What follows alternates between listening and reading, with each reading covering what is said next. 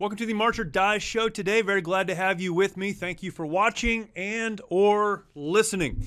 Looking forward to an incredible conversation. This is one that you do not want to miss. A longer conversation than normal, but you're going to want to stay for the whole thing. And looking forward to jumping on there in just a second. But before we do, I want to remind you, if you are listening to the podcast version of this, you're not watching on YouTube or elsewhere, you're listening to the podcast version of this, please make sure that you are subscribed to whatever podcast platform it is you prefer. Go ahead and check that out. Find the place to subscribe so that you receive this show and future shows whenever they come out. I want to make sure that you have them right away. So go ahead and subscribe there. That would be fantastic. You can also leave a comment there, leave a rating there. That is also very, very helpful. And then when you get a second, jump over to YouTube, our channel there. You can go to YouTube, search my name, Jeremy Stalnecker. You'll find my channel. This show is there, the video version of this show. Other content that I put there just about every week is there as well. Content all intended to be a help to you. So please check that out. The last place I'll send you to is my website, jeremystalnecker.com, jeremystalnecker.com. I feel obligated to say this every time I share my website, my name. I remember it. That's why I use it. So please go to jeremystalnecker.com. You can find links to the YouTube channel, links to the podcast, links to other content that I produce. My blog is there. I write on many of these topics, and you can find that there as well. You can also subscribe to my weekly newsletter, and all of that is offered to you at no cost. I simply want to get the content to you that hopefully will be a help and an encouragement. Maybe not in your life, but maybe in the life of someone that you know. You can share that out with them, and that would be awesome. I want to get right to our conversation today. Again, a little bit longer, but a conversation with someone that you may be familiar with. My guest today is Jeff Durbin. Jeff is an elder and a pastor of Apologia Church. He tells his story as we enter the interview here in just a second, so I won't jump into all of that. But Jeff is on the front lines in so many ways. Apologia Church and Apologia Ministries on the front lines in so many ways of engaging culture with the gospel.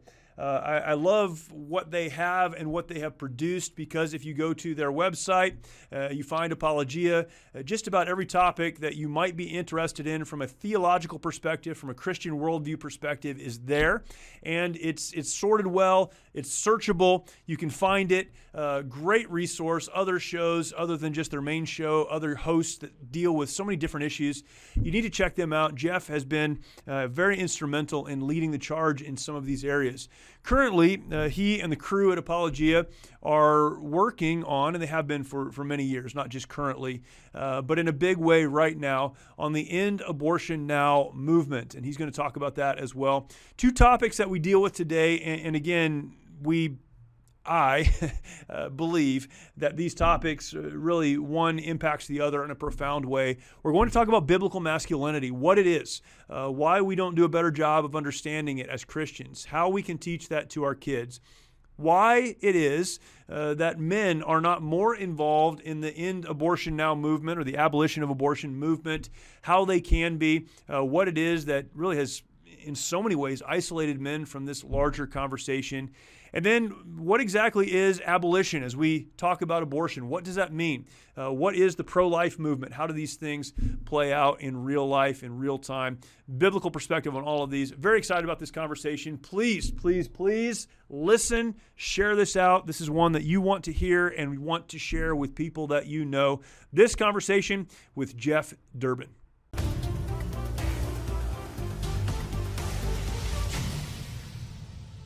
Jeff Durbin, thank you so much for joining me today. It's an honor to have you on. It's my pleasure to be with you. You guys have been doing some incredible work, and hopefully over the course of this conversation, people who are not familiar with Apologia and the work that you're doing will be. But why don't we start with your background? A lot of folks know you. A lot of folks know what you do. A lot of people in my audience perhaps do not. So let's start with your background, how you ended up, first of all, in ministry. You've got an incredible background story, and then we'll kind of work from there. So many great things to touch. Yeah, so grew up Air Force brat, and grew up, my whole life was martial arts and competition, competing, fighting, those sorts of things. And so started martial arts training when I was 4 years old in Holland doing judo. Eventually made our way over to Japan, where I trained in two styles at the same time throughout the week. And so my whole life was just every day, all day martial arts training. Yeah. Got to the U.S., to Washington, D.C., and ended up, by God's grace, linking up with one of the greatest martial arts coaches in the world, and was competing from, I guess 12 years old, 13 years old, onward. Went professional, became a member of a national karate team, went to the Junior Olympics, and then all my teenage years into my young adult years were competing every weekend somewhere in the country, national tournaments, international tournaments, world championships, and so I won all the major AAA NASCA national and world championships, the MBL championships, ISKA, those sorts of things, including a lot of the grand championships. And so my whole life was martial arts, competition, performance, fighting. And so that led into a number of other areas where I did some work for choreography stunts for the Mission Impossible video game, Age of Empires video game. I did the stunts and choreography, the fight scenes for Michelangelo, Donatello, and Casey Jones for Nice. the Ninja Turtles franchise. You're And talking my language right now. This is my childhood you're describing. Heck yeah! I mean, I grew up. I grew up doing, like gorging myself on Ninja Turtle stuff. So when I got the chance to do it, it was huge for me too. And also was asked to be Johnny Cage, Nightwolf, and Baraka for the Mortal Kombat World Tour, which was like a multi-million-dollar stage production that traveled around the world and across the U.S. For Mortal Kombat, and did some other things. But basically, my whole life was competition, fighting, martial arts, combat stuff. And so wasn't raised in a Christian home, so heard the gospel later in life, teenage years, and had a profession of faith. Ended up, it's not clear whether that profession of faith was genuine or not at this point. My wife and I dispute that. She thinks it was. But ended up at one point, a headlong year of depravity in drug and alcohol addiction. But after that, re-examine the Gospels and the call of Christ to come to him for life. And for sure, know that I turned to Christ then. God redeemed me from all that, rescued me from all that. And so, my the area that I was working in the most was the area of evangelism, apologetics, teaching, those sorts of things. And I'll just say quickly to skip over a lot of stuff. Basically, I went to Bible college, did seminary, and I got to a point where I essentially said, look, I'm just gonna own my martial arts school, very successful school. I love to teach martial arts. It's one of my passions. It still is one of my passions. And I love everything about the martial arts. I was just going to run this great martial arts school. And I was going to just hand out bulletins at church if that's what God wanted me to do, wash toilets at church and go do evangelism and apologetics and those sorts of things. And ended up being the pastor's at the church I was at, essentially started telling me, no, this is where your gift is. You're supposed to be doing this. It's clear God's calling you to do this. And so I disputed with them and debated with them, and I was essentially forced. My pastor told me, I'm not asking you, I'm telling you, you're going to teach this Sunday. Right. And so that started the course of me teaching, and ended up being a pastor at that church of a college age, and then ended up, the church went through some struggles, and I had to take the position of head pastor, teacher, and really everything else. At the same time, I ended up taking an opportunity to be the chaplain, full-time chaplain, at a drug rehab hospital here in Phoenix. And so many people were coming to Christ at the hospital from across the country, really, that it became clear that the Lord was calling me to shepherd them and care for them full-time because they had really unique needs. Right. And so the elders of the church I was at laid hands on me. I was sent to do the work, and Apologia Church is about 12 years old. And so it's been 12 years. God's used us in many ways. We were known early on as the drug church because everybody there came out of drug and alcohol addiction. It was a really rough-looking crowd. Right. And now, if you came today on a Sunday, you'd never know our history. Lives have been transformed. We've got families and babies now, and our church is like the children church now. There's kids everywhere, families everywhere, and Yeah. it doesn't look like a rough crowd really anymore. But we're engaged in a lot of evangelism, teaching, debates, apologetics, engagement in the area of cultural issues, drug and alcohol addiction, the cults, atheism, secularism, the law of God, and we also have End Abortion Now, which is specifically a ministry of the church that really raises up churches. We have over 800 now from across the country and really around the world that go to the abortion mills to preach the gospel, to offer help and hope to mothers and fathers, and to even offer to adopt children. That's saved thousands and thousands and thousands of children since we started that. But we also have a part of that ministry that goes to the legislature and demands equal justice and protection for all children from conception. This year, we potentially have between 15 and 20 states, possibly, where we can have bills of equal protection in. Next week, I'll be in Colorado in the chamber speaking to the legislature, testifying to them about the bill that we got into Colorado. It's a bill of equal protection and abolition of abortion, not regulation, Right. but criminalization. Yeah. Man, incredible. One of the things I appreciate about Apologia, and particularly your story, is just the redemptive aspect of it. Many of the folks who would watch or listen to this podcast, a lot of the people that I work with through our veterans ministry and working with military folks and first responders, it's a similar path in that it didn't start with a call to ministry out of Sunday school at age 5. It was, Right. a life lived, some of that good, some of that bad, often bad decisions leading to very difficult life situations, and to see the redemptive work of God in that. I served as a pastor for many, many years. I work now in a Christian organization and preach and teach. And a lot of folks will say, well, what's your seminary background? Like, yeah, my pastor said I needed to teach a Sunday school class. And so I did, I Yeah, did that's that, exactly right. Yeah. and didn't do very well. So he helped me with that. And then I started preaching, and they sent me out and I pastored a church. That's where I came from. But the hope that is in that, I think, is incredible, particularly in the modern age, understanding that wherever you come from, God is going to use you if you're willing to, turn to him and allow him to do that. And I just so appreciate that testimony, not just of you, but of all the folks associated with Apologia, at least Yeah. the folks that I've met. It's incredible.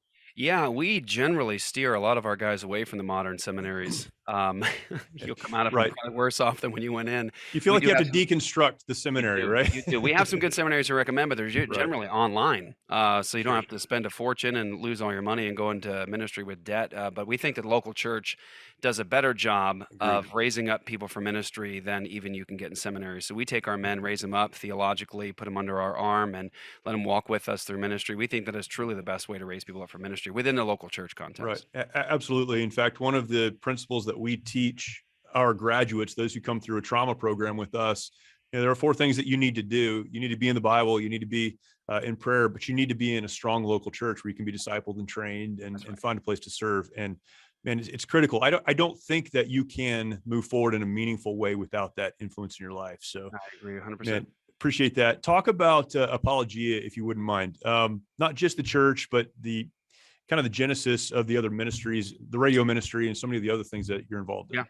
Yeah, so early on, Apologia started as Apologia Christian Ministries, and it was Pastor Luke Pearson and I creating a ministry that would engage in the area of evangelism and apologetics, the defense of the gospel, against the cults and against secularism, atheism, all the rest.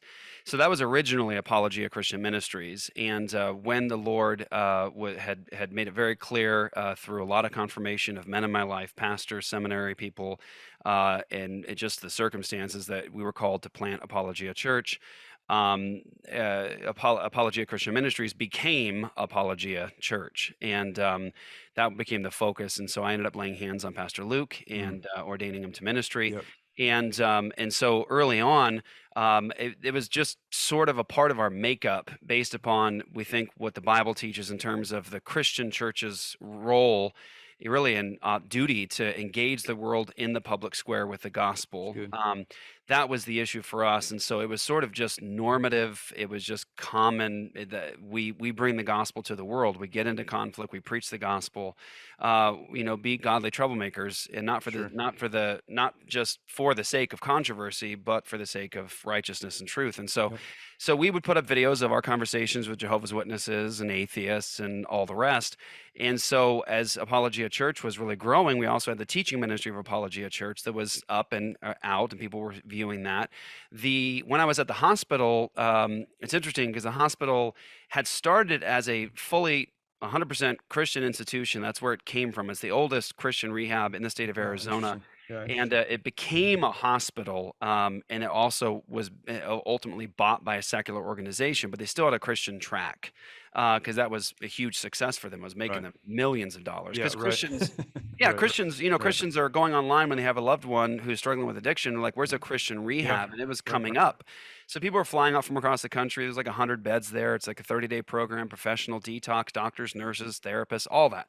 Anyway, so they come to me one day, and mind you, like, there are like very few Christians on staff there, and it's a Christian rehab. Yeah, that's crazy. Even the thought of that's crazy. I think a lot of organizations have become that, but yeah. Dude, it was nuts. I mean, Yeah. I was in the principal's office a lot for what I was teaching, but they couldn't fire me because it was like so successful. So Right. I would just say, fire me. I'm the Christian pastor. Right. Right. So anyway, they come to me and they're like, hey, we're advertising on this Christian station for the rehab. And they were like, they offered us because we're advertising a free hour every week on the radio. Do you want to use it? And I was like, yeah, I'll Yeah. take it.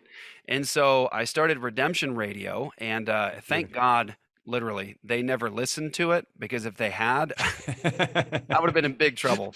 But they never listened to it at all. And so anyway, that was so successful. We put it online, and it was blessing so many people. We were dealing with so many theological issues, and just having a good time doing it. It just blew up. And so the radio station basically came to us and said, hey, this is one of our most popular shows. We want you to renew because the hospital is no longer going to be advertising through them.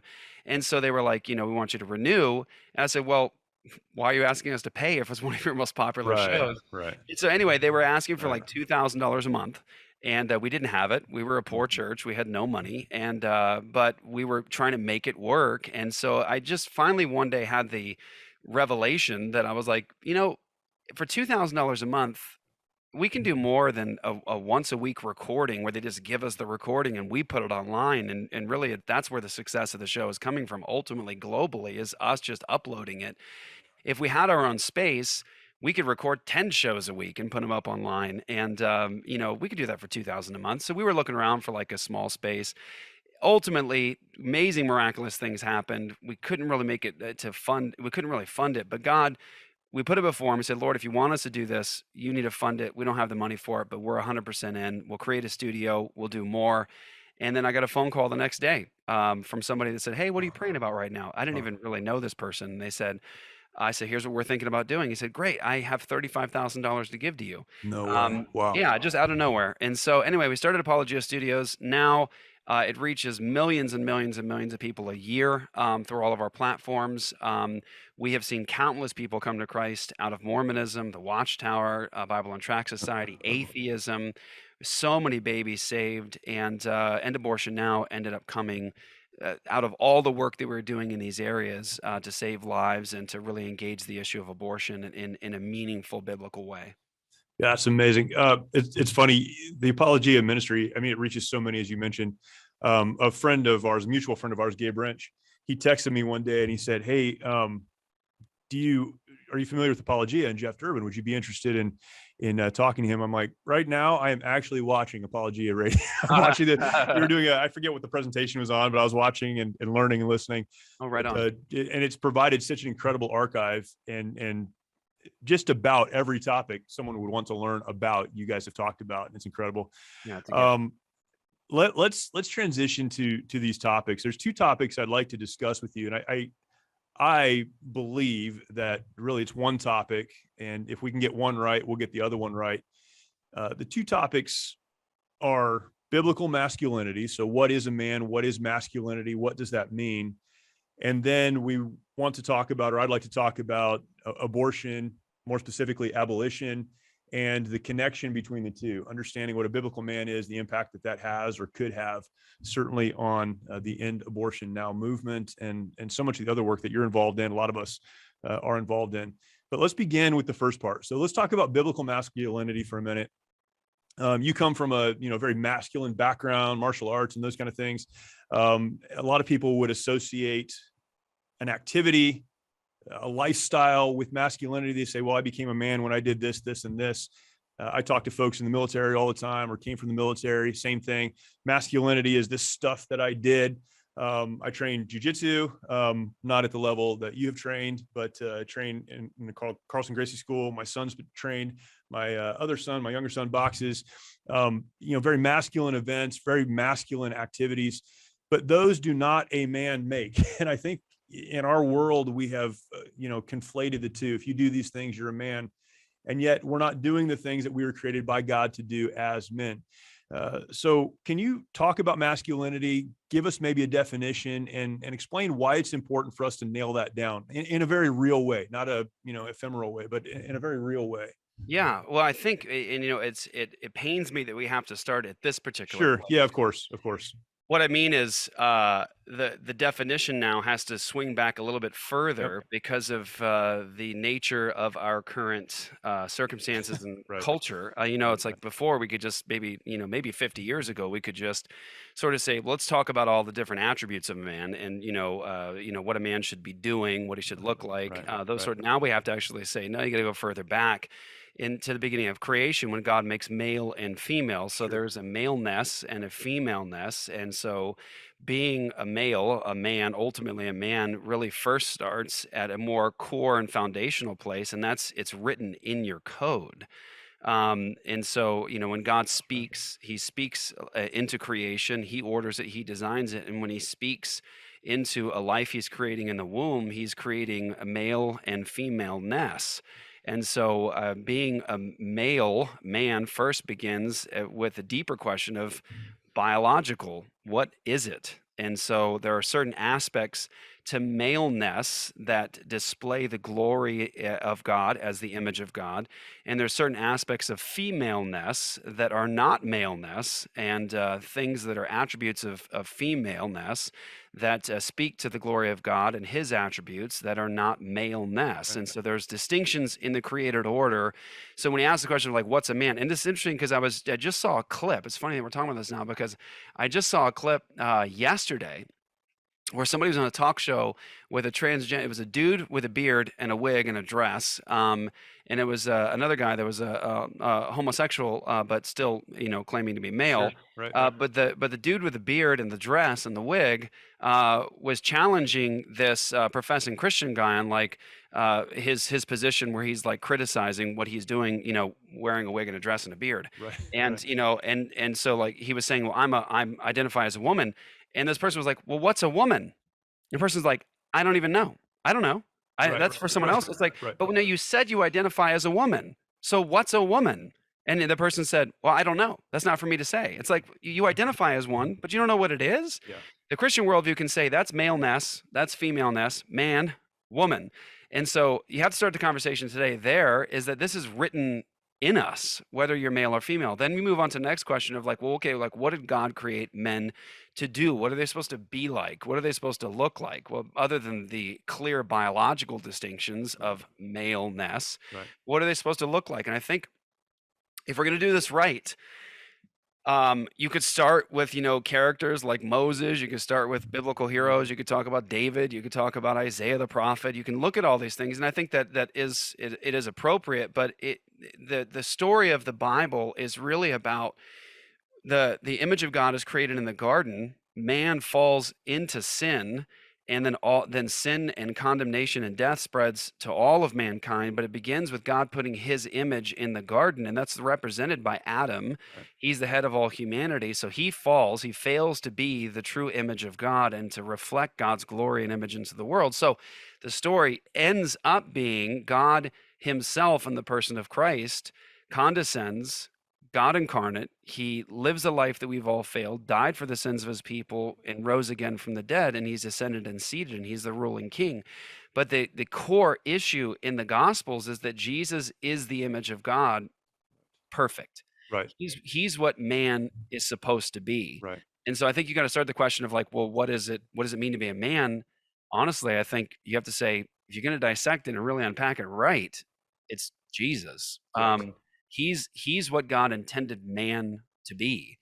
And I think if you look at what Jesus was like, there you could spend forever unpacking this amazing story. Right. But if you talk about in terms of like him, what does he show in his life? Well, he shows a consistent and fierce commitment to the truth. That's a key issue, is that Jesus displays that he's not afraid of men, that he first and foremost is submitted to the Father and he wants to glorify the Father. And so Jesus is the way, the truth, and the life. No man comes to the Father but by him. But Jesus always had a supremely powerful commitment to truth. This is the truth. So when you put Jesus into a fight, he's not backing down. Right. And also, as a man, as a true man, as the image of God, he's not rude.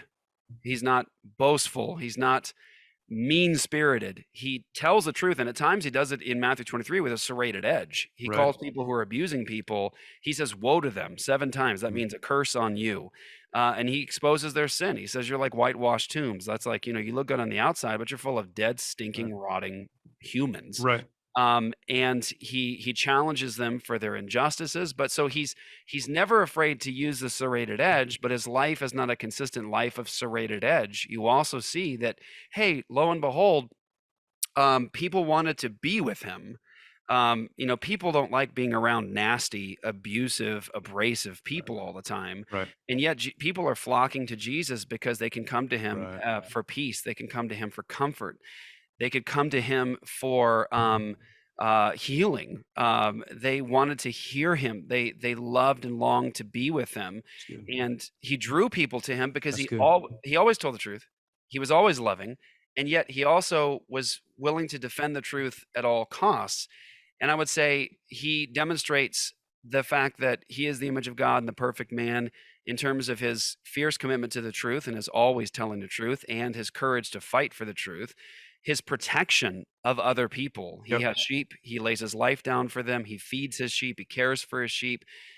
Greater love has no man than a man lay down his life for his others. So Jesus shows that there's a selflessness to him, a protective aspect to his maleness. He's protecting others. He's providing for others.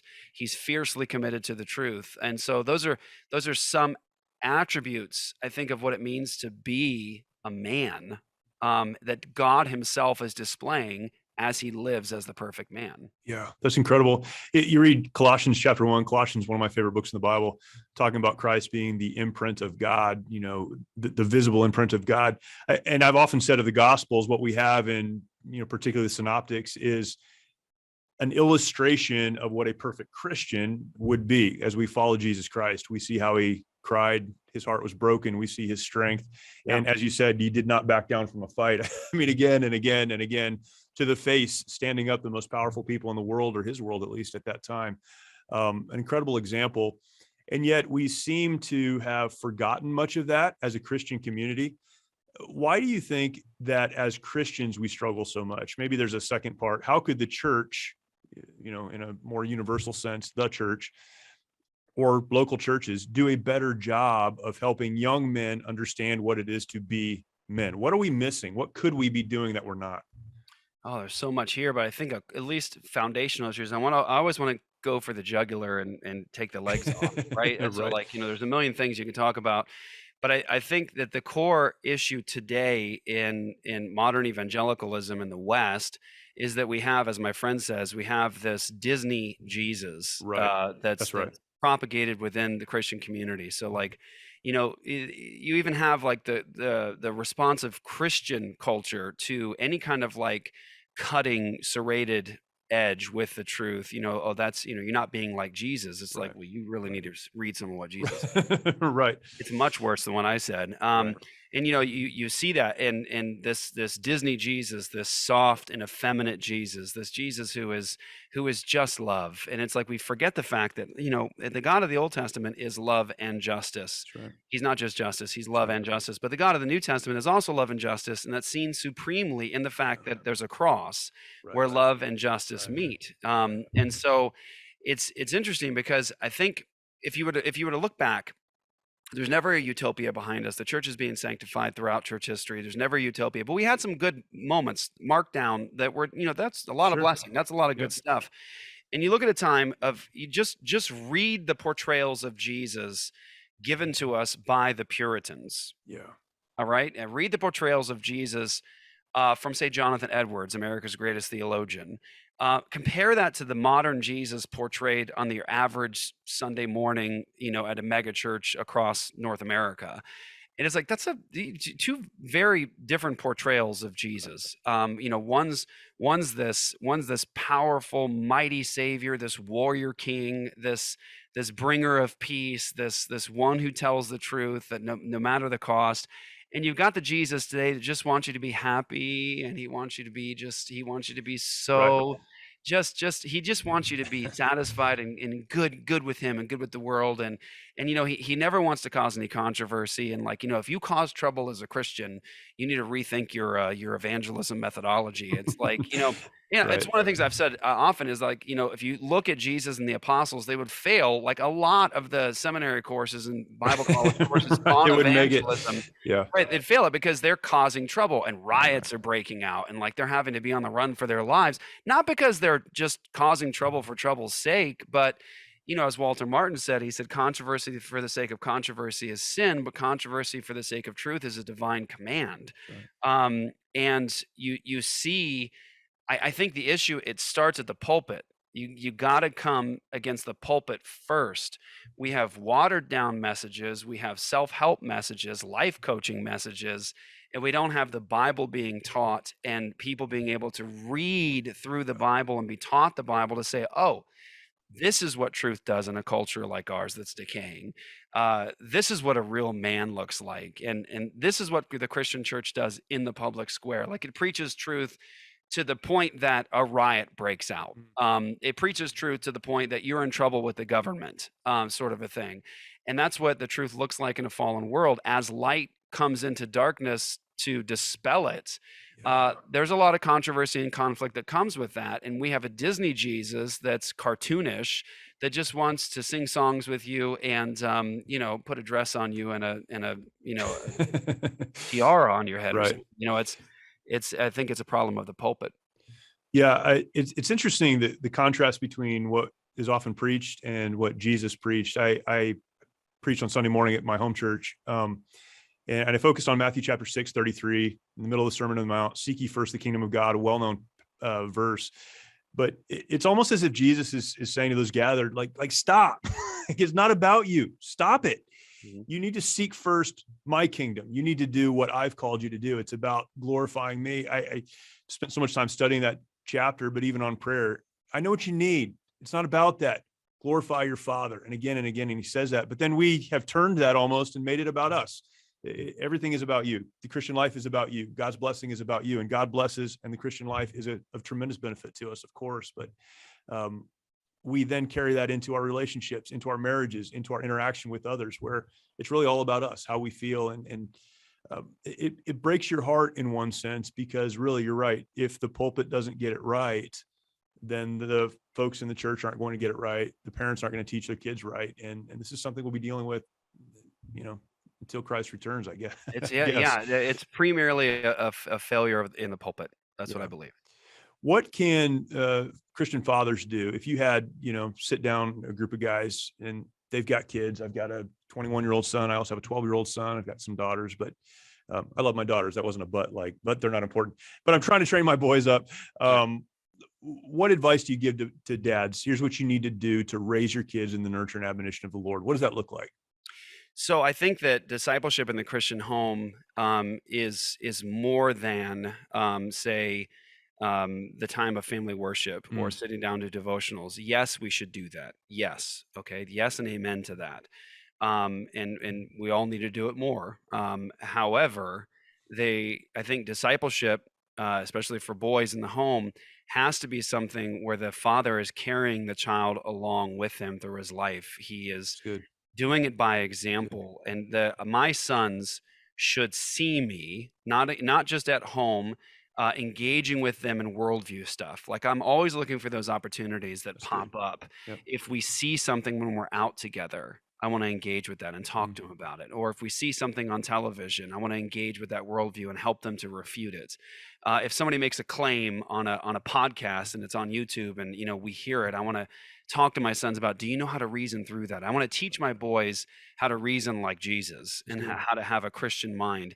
So I think that you have to focus in upon, not on just like the moment where I did a Bible study with my kid last Monday night. It's like, no, this has to be a focused effort where it's like all day, every day, you're teaching your boys to be men, Christian right. men.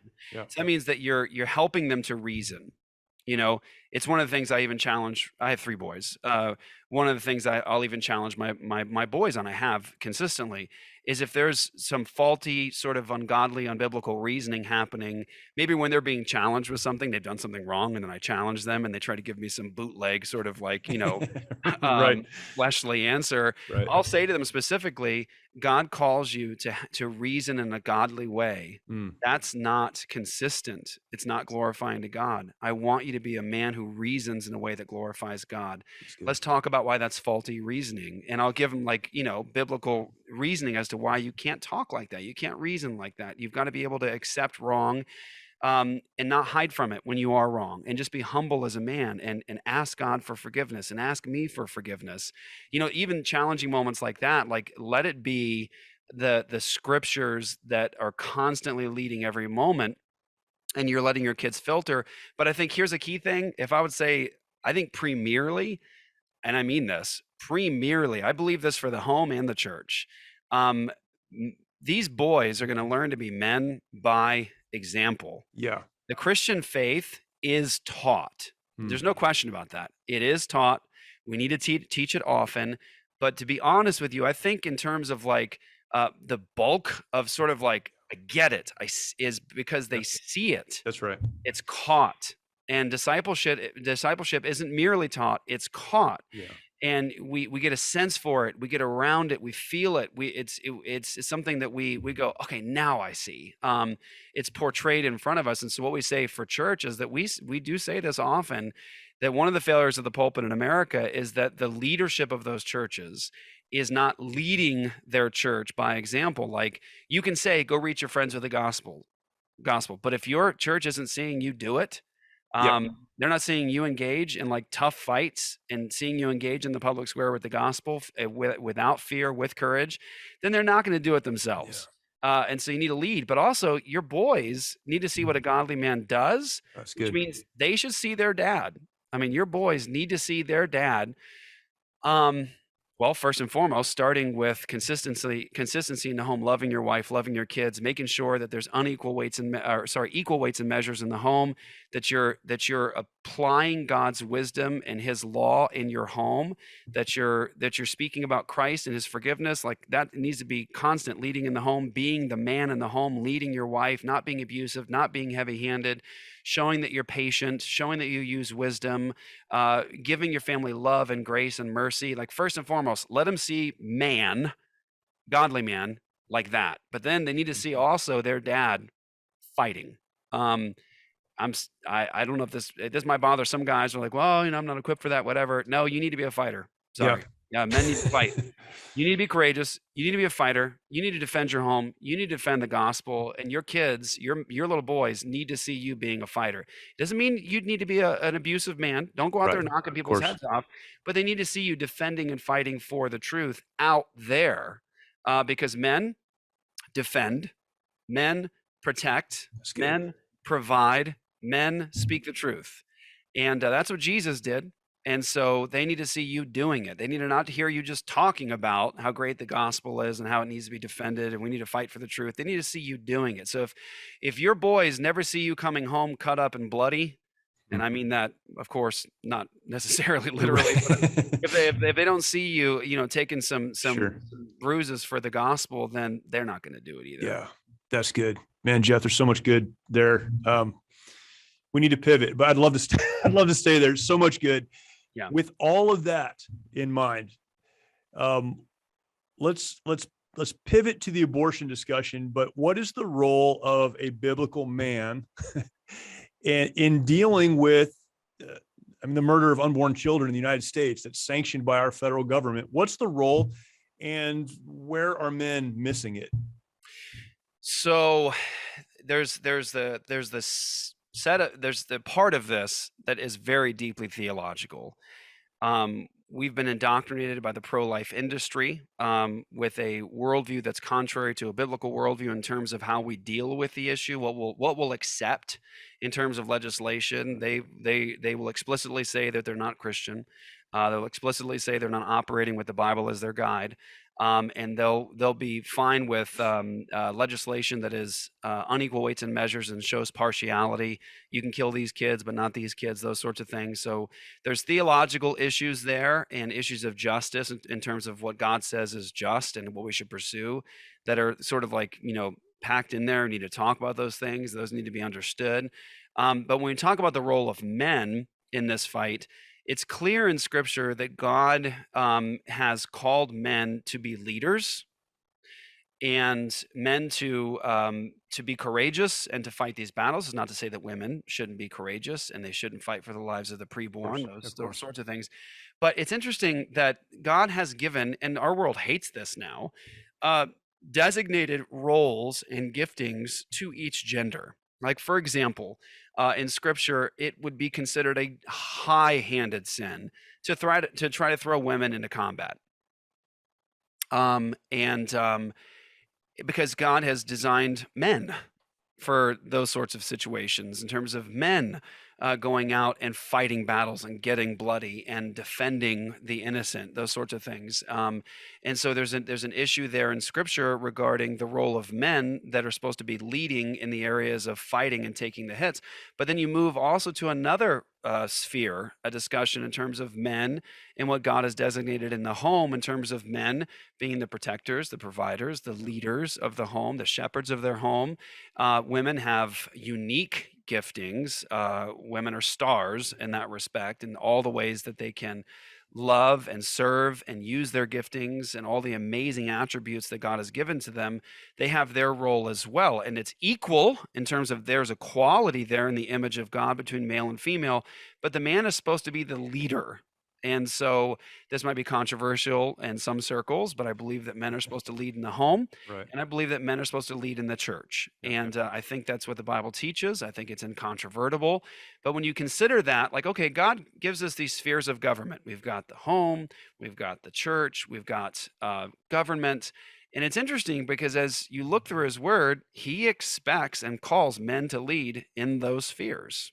Lead. Yep. And be the leaders, be the examples, and fight for truth and justice and all those things and righteousness. It's men. Yep. It's not to say women don't have a role. They have an equal role and as important role in all these areas of life. However, it's men lead. And so when you think about an issue in our day like the horrific injustice of the slaughter of the preborn in just this country, over 60 million human beings slaughtered just since Roe versus Wade. There's no way to really calculate because we don't know how many are added to that with like Plan B pills and the abortifacients in other areas.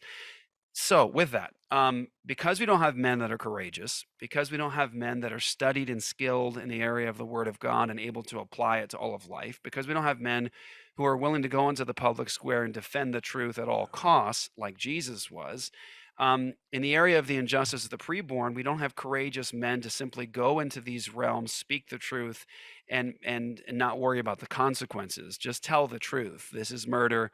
It needs to end immediately. And no, we won't compromise. We have too many men that are just conditioned to compromise.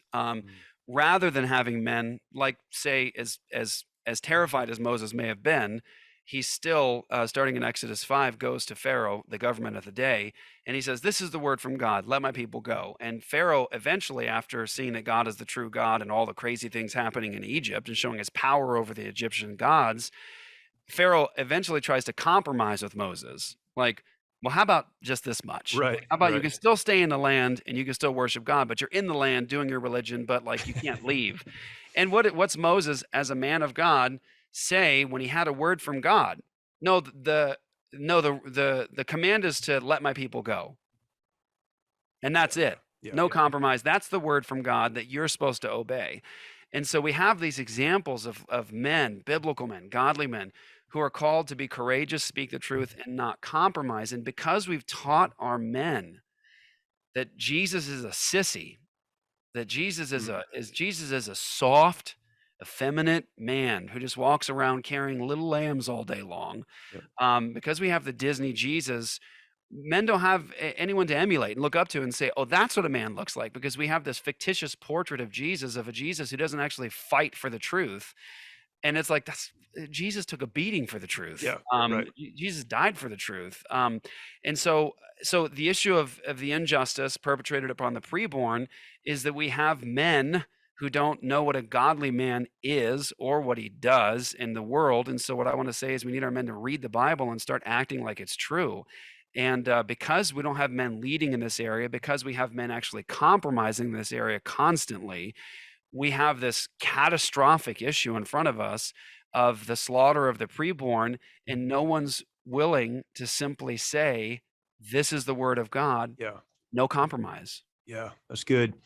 Now, when you say no compromise, a lot of people listening would hear, um, let's do the best that we can. We talk about things like heartbeat bills and, all these other measures.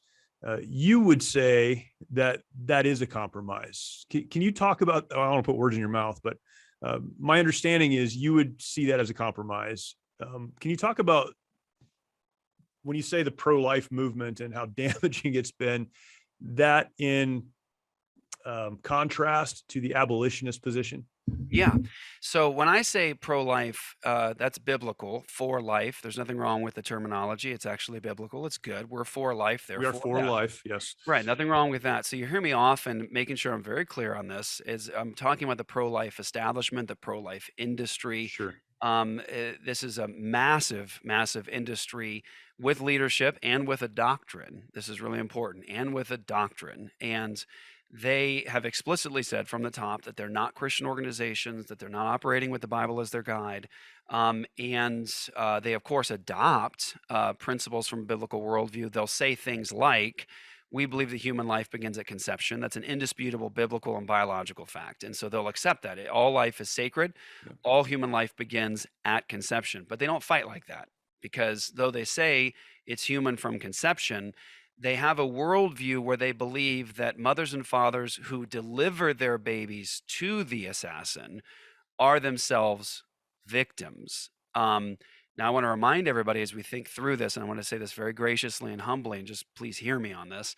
Abortionists aren't walking around your city streets looking for kids to kill. Sure. They have locations. Sure. And the people who are bringing their children in are the mothers and fathers. Now, in every Christian nation transformed by the gospel and impacted by the biblical worldview, ultimately abortion is a crime, and it's considered homicide, and it's illegal. It was across the United States of America. In many of the states that you can still see, the statutes are still on the books that it's murder, it's homicide, and it comes with sanctions. Until very recently, literally a couple of years ago, Northern Ireland and the Republic of Ireland saw abortion as murder, and it was a crime. One of the last standing Christian nations that still had those on the books and was treating it as such. And so this concept that abortion is murder is a biblical and logical necessity, because murder is defined as the unjustified taking of human life. That'd be murder. And we've always seen it like that. Christian history has shown that. That's how we've always treated this. And so what has happened, though, is the pro-life industry has adopted a doctrine that is not biblical, where they say that a mother or father who delivers their child to be decapitated, disemboweled, and dismembered is themselves victims. They are victims. And so because of that, it's very important for people to capture this. Because when I say the pro-life industry, I'm not talking about the average pro-life Christian. We all understand this is Right. murder, it needs to stop. Right. We assume the pro-life industry is fighting for it to end. Not so. They don't want it to ever be seen as criminal for the people who perpetrate it. And so they're not fighting for an ultimate end to abortion. They are fighting for regulation. And someone says, well, why is this compromise? Let's just think about it biblically. God says in his word over and over and over again, unequal weights and measures are a sin. It's unjust. Partiality is a sin. God actually calls unequal weights and measures, he calls it abomination. The same word he uses for what every Christian agrees in terms of sexual ethics is used for that other abomination in terms of sex. Well, he uses the same thing, toiva, abomination, for unequal weights and measures. So if someone says, how do you feel about a 15-week ban? You mean a bill that says you can kill these humans, Right. Right. but not these ones? Right. That's unequal weights and measures. Someone says, okay, well, what about a heartbeat bill? Okay, a heartbeat bill, let's think about it biblically. You can kill these human beings, but not these human beings. That's partiality, but it goes further than that. What you're doing when you say, let's do a heartbeat bill, is you're saying that what defines a human being as worthy of protection is a working heart. Tell that to the cardiovascular ward at the hospital. And that's not what makes you valuable as a human. But furthermore, a heartbeat bill is fallacious because what you're saying is to the assassin who's being paid if he can not find a heartbeat. If you find a heartbeat, you're not going to get paid. If you don't find one, you'll get paid. You're telling the assassin who's being paid, find the heartbeat. It's very easy. And we demonstrated this in our film, Babies Are Still Murdered Here. It's very easy for an ultrasound technician to not find a heartbeat. It's not difficult. And so also the heartbeat bill in Texas, I'm going to finish this up, and I think people will probably be blown away after they hear this. The heartbeat bill in Texas, in terms of its injustice, says that there's no penalties for violating this statute. And it goes to the citizens to civil litigation if they want to prosecute. It's not even an issue of a sanction as though it were a crime. And the value put on human life, if it's violated, is $10,000. That's what human life is worth in Texas. But there's one more point on this point of Texas. That heartbeat bill that went in Texas, that everybody was up in arms about around the country, Yep. it was astonishing to us. Because literally weeks before that, we had a bill in the legislature in Texas that was an equal protection, abolition, criminalization bill over. And no one heard about it. No one talked about it because the pro-life establishment in Texas, are you ready for this? Killed it. A number of times, they fought against it. They didn't want people to know about it. They wanted their bill to go in, which was a regulation bill, and it was a heartbeat bill, but our bill would have actually criminalized it and ended it. So people were freaking out in Texas over the heartbeat bill, but our bill said it's criminal. It'd be abolished. And it also comes with this final problem in terms of legislation. The pro-life establishment has indoctrinated our nation into believing that Roe versus Wade is a law. Now, a couple points on that. Number one, our Constitution says that Congress creates a law, not the Supreme Court. The Supreme Court's an opinion. It's a fallacious court opinion, easy to refute today. But the Supreme Court's not the supreme being, and they cannot legislate. And so it's Congress that legislates. So here's the thing. Roe versus Wade isn't a law. It's a court opinion that the states have the right to reject, like they did in the Dred Scott case related to slavery, where the Supreme Court said some wicked, racist, evil things about black people. And the state said, go pound sand. Right. I'm not listening to you. Right. So the states today should tell the court, go pound sand. You're not killing children in our state. Now, what's interesting here is the pro-life establishment thinks that Roe versus Wade is a law. They act like it is. But guess who doesn't believe it's a law? Joe Biden, the White House press secretary, because over the last 2 years, they've announced a number of times that it is Joe Biden's position and his desire to create legislation that codifies Roe versus Wade. Isn't it interesting? Joe Biden understands that Roe versus Wade isn't law, and it needs to be made legislation. But the pro-life establishment still operates on the basis that Roe is law. It isn't. It just needs to be ignored, and the states need to establish equal protection for all human beings. That's good. What do you say to the Christian person? I'm sure you've had this conversation many, many times, who would say, I agree with you, Jeff. I get it. I don't want any abortion. I believe that it should be criminalized, but fewer abortions is better than more. If these things are leading us down the path to getting to the place where we can abolish all abortion, then we're for it. What do you say to that person? What's your response to that person? Oh, I take it to heart because, of course, I don't want anyone to die. So first and foremost, I get the sentiment in it, and I get the emotional weight of that Right. challenge. I would say first and foremost, can we think about it just for a minute before I give the biblical reasons? Because it's an emotional challenge first and Sure. foremost. Sure. Of course. It clearly is not a principled challenge. It's an emotional one. It draws on the emotions. It's not principled ultimately, because if it was principled ultimately, it's human life. It just needs to be protected, period. Love your neighbor. Don't do unequal weights and measures, all that. So I feel the weight of it emotionally. So what I would say is this. Okay. Can we think about it in a different way?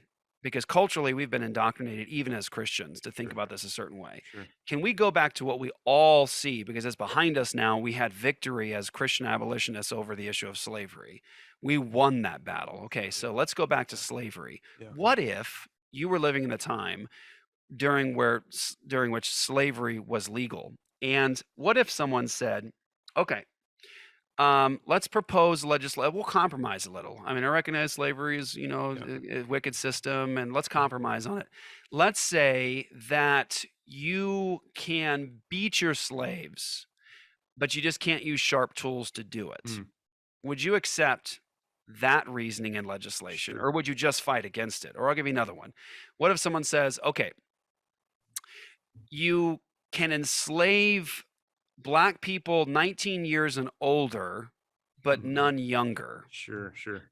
Would you fight for legislation like that as a Christian? Or let's take it to sex trafficking. What if somebody in a place where sex trafficking was legal or whatever, they suggested legislation that says, okay, let's chip away at this. Let's say you can do sex trafficking, but not to handicap kids. That's parallel to some of the pro-life legislation. Or they said, okay, you can do sex trafficking, but no one under the age of 13. Would you as a Christian fight for legislation like that? Or would you just say, no, that's an abomination. It needs to be over. Let's end it. And that's the problem, is that we've been indoctrinated to compromise in the area of fighting against the murder of human beings, that let's just chip away at it. No, these babies are dying today. You're talking about upwards of 3,000 babies a day that are slaughtered in this country. So no, I don't believe that the emotional weight of that argument is powerful enough to ignore what is the case. And then I would say this, final thing I'd say in it. Jeff, don't you think that we should just do what we can? Run all the plays is often said. They'll say, just run all the plays. Yeah. I would say, well, first in my experience as a martial artist, I would never tell somebody, just do any technique you can. I would say, do whatever you can. You're probably going to lose. Why don't you try to do the moves that work? First of all, do the things that work. The next thing I would say to that is when someone says run all the plays and just do what you can, I would say, even the stuff that God calls sin, even the things he says are an abomination. So should I run the play that God says he hates? He says unequal weights and measures, partiality is an abomination. Should I run the abomination play? Do you think that God is honored and glorified in that? Do you think that God is pleased with that? On the last day, here's the question I often ask, and I said this last week during our show. On the last day, if this piece of legislation was put before the Lord, would that piece of legislation be something that God hates? And if the answer to that question is yes, then we can't run that play. Right. We need to be like Moses. Let my people go. Yeah, that's good. And as Christians, our standard is different than perhaps those who aren't Christians and are responding entirely emotionally. Yeah, incredible. Yeah. Man, so many other things we could talk about, but we'll stop there. Thank you for your time and for breaking that down. Where can people, Apologia Studios is incredible. I spend a lot of time there. Again, thank you, brother. The way things have been archived, it's easy to search, find a topic. It's well discussed there and well broken down there. Other than that, where would you like to send people? Where do you want them to go? Yeah, apologiastudios.com would be where people can go. They can get all the content, the radio shows. They can Yep. even get Bonson U. We talked about Seminary. Right. We have basically Bonson's free, his whole seminary stuff. Yeah, incredible. We have it. It's free. You don't even have to pay for seminary. You want the education? It's Mm. free and it's the best. It's at Bonson U at apologiastudios.com. You're not going to get better training than that. Trust me. And there's more coming all the time. It's like 2,000 lectures and stuff. We're improving and then Right. putting up. So there's that. Then I would say Apologia Studios on YouTube if you want to get lots more teaching and evangelism on the street stuff. But endabortionnow.com is where you can go to actually sign up with your church to get free resources from us and training to go out and do what we do at the abortion mills. And when I say free, I mean it's free. We don't want anything from you at all. We want to give everything away to your church to raise you up to do this. We have at least 8 babies a day right now who are being saved. And that's just what we can calculate. Yeah. Thousands have been saved through this work. And so go there, get free training, get free resources. If you want to participate and help the work, you can go to endabortionnow.com and you can give there. That would be a blessing to us. But go there and sign up with your church, get the training, get the resources, and join us in this fight. Awesome. Jeff Durbin, thank you so much, man. Really, really appreciate it. Thank you, brother, for having me on. It's an honor. Yes, sir. An amazing conversation. I feel like I could have asked questions for a much longer time than I did. And just appreciate Jeff giving me that much time. Very, very gracious. And so thankful for the work that he's doing and the work that his team, of course, is doing. A lot of folks involved in that. And very thankful for that. Thankful he'd come on and spend some time breaking those things down for us. Very, very helpful. Take some time to comment on this episode. You can like it, of course. You need to do that. If you haven't subscribed on the YouTube channel and hit the notification bell, do that. Subscribe to the podcast platform. Do all of those things. But then share this out. There are people in your life that need to hear this conversation. Share it out, and it will be a help to many. Thank you for doing it. Thank you, Jeff, for coming on. Really, really appreciate it. This is the March or Die Show, and I want to remind you as we conclude today, as I do every week, when the bullets of life are coming your direction, when it feels like you are under attack, you really only have 2 choices. You can stay where you are and die, emotionally, relationally. You can just give up. You can do that, or you can march. And the choice is always yours. Thanks for listening. We'll talk to you next time.